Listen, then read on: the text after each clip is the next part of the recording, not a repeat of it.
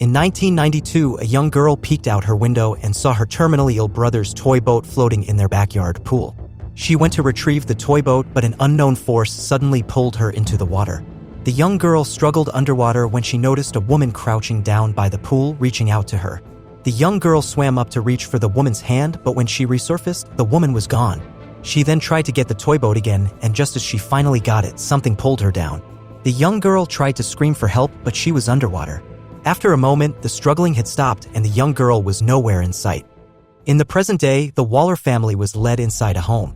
After Ray, the father, fell ill, he was forced to retire from his baseball career. The family then decided to find a new residence where they could permanently live. And here they are now house hunting. After checking the house, the Waller family didn't particularly like the house, so they decided to leave for now. Eve was driving through a neighborhood when Ray suddenly told Eve to stop the car before pointing at a for sale house. They checked it out and Ray was happy to see that there was a backyard pool because he always wanted to have one. Ray and Eve checked the pool for a while before Eve suggested getting back inside the house. But Ray saw a baseball and bent down to reach it. But he fell into the crowd, and while he was under, he suddenly remembered a time when he was still playing baseball.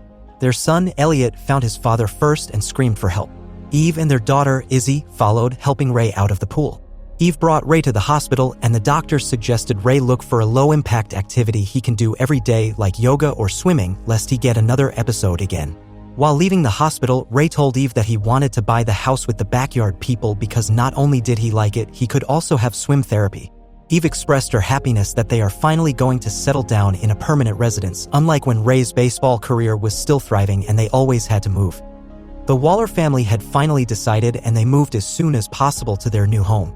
Eve had a new job and both Izzy and Elliot had also moved to another school. This time around, they don't have to worry about how little time they might spend at their new job and school.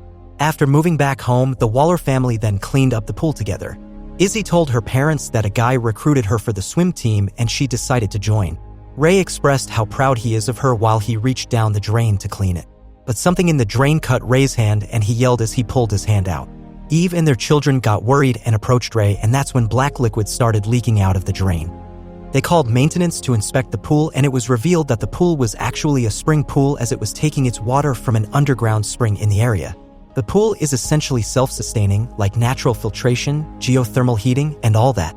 Later that night, Ray was unboxing their stuff while Eve was busy filling out a form. Eve went for a night swim afterward and noticed that their pet cat seemed to be acting strange. It seems to be agitated, but Eve didn't see anything that might trigger it and decided to just ignore it, assuming the cat was just unfamiliar with the new place. Eve continued swimming until she saw a man standing by the pool. She was startled but laughed it off, thinking that it was just Ray. But when she had a clear look and saw no one there, she was creeped out. Then the pool lights started flickering and Eve decided to leave the pool and go back in. She checked on her children and went back to her room where she found Ray sleeping. Feeling her presence, Ray woke up and Eve asked him if he went outside while she was in the pool, but Ray answered no. Meanwhile, the family cat was laying on the diving platform when the same toy boat from the start of the movie surfaced from the water, capturing the cat's attention. The pool lights started flickering again, and the next day, the cat was gone, leaving only its collar floating in the pool. The Waller family saw it and thought that the cat fell into the water and got scared. While the others looked for the cat, Ray reached down and retrieved the collar from the pool using his injured hand. He went to check the bandage and was confused when he realized that the wound wasn't there anymore and his sand was completely healed. That night, Eve woke up to a nightmare of the pool being covered up while she was underwater. She jumped awake and saw that Ray was swimming. The next day, Ray went to therapy and the doctor was shocked upon checking him. In such a short span of time, Ray dramatically improved and the couple thought that it might have been because of the water therapy, which made Ray happier, realizing that the pool was helping and healing him. Since then, Ray has become a lot more chirpy and he has become more dedicated to his water therapy. One day, Elliot invited his father to go swimming with him. Ray drew a smiley face on a coin and asked Elliot to toss it in the pool for him once he was done cleaning up. So Elliot waited for his dad in the pool. He was sitting underwater when he noticed a coin being tossed into the pool. He resurfaced, thinking that his dad was already there, but saw no one. A confused Elliot put on his goggles and looked for the coin underwater. But more coins got tossed, and one of them lay on top of the drain. Elliot heard a voice calling out and looked up to see a girl watching him. He resurfaced to talk to the girl, but didn't see her anymore.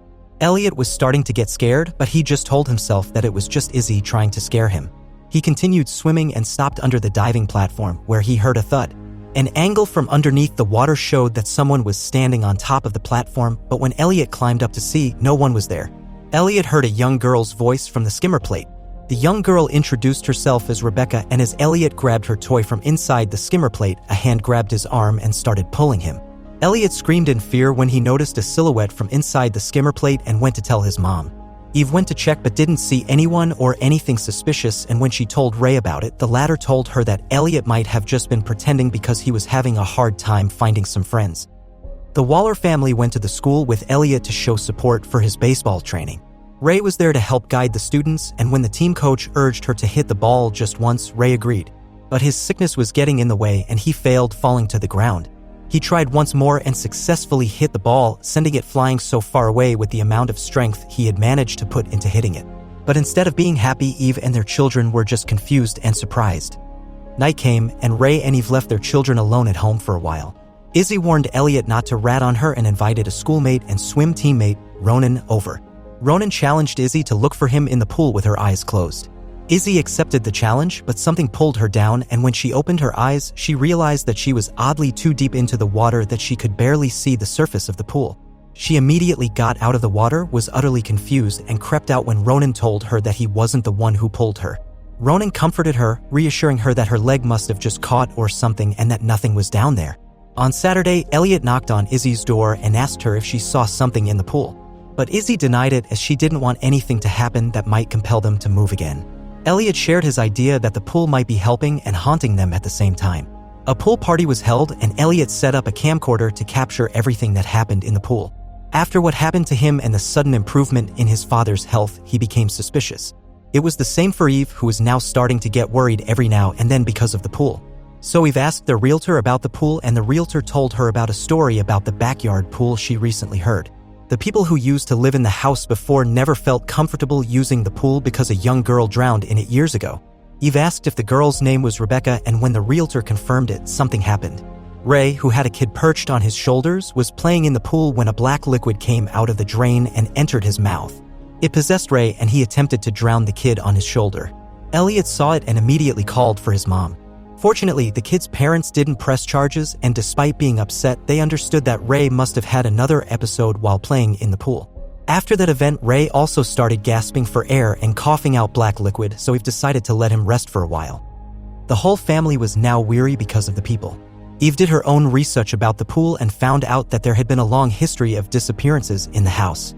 She tracked down Kay, Rebecca's mother, and asked her what really happened to the young girl before she supposedly drowned in the pool. Kay then told her the story of how the pool was once part of a healing spring, but the spring wanted something in return for the healing it gives people. Someone had to pay so the water could keep flowing. In order to heal a person, another must be sacrificed. It was revealed that Kay sacrificed her own daughter to save her terminally ill son. Suddenly, Kay started coughing violently. Eve saw the black liquid leaking out of Kay and into the small fountain. Meanwhile, Ray was taking a bath when he began choking, with black veins popping out before he stood still with his eyes dilating. Elliot heard the meow of a cat and went to the pool, which was mysteriously filled with water again. He checked the inflatable flamingo float, but he fell into the pool and the pool cover started closing on its own. Izzy ran to stop the cover from closing but was unable to stop it. With the help of Eve, who had just arrived, they prevented the pool from closing. Izzy ran to get help while Eve looked for Elliot underwater, but she couldn't find him anywhere, and that's when she found a dark spot. She secured herself and swam into the dark. She found Elliot in the deepest part and attempted to pull him out of the water. But all the people who had been sacrificed to the healing spring kept on pulling them back. Eve struggled against them and broke free, but due to the darkness, she couldn't find her way out anymore. Then Rebecca appeared with Elliot's smiling coin in her hand. She let go of it, and Eve realized that instead of swimming up, she had been swimming down instead. Eve finally saw the moonlight and took her son out of the water. Say pumped on Elliot's chest, trying to save him. Izzy, on the other hand, got injured when she slipped on a puddle of water and accidentally palmed the shards of glass on the floor.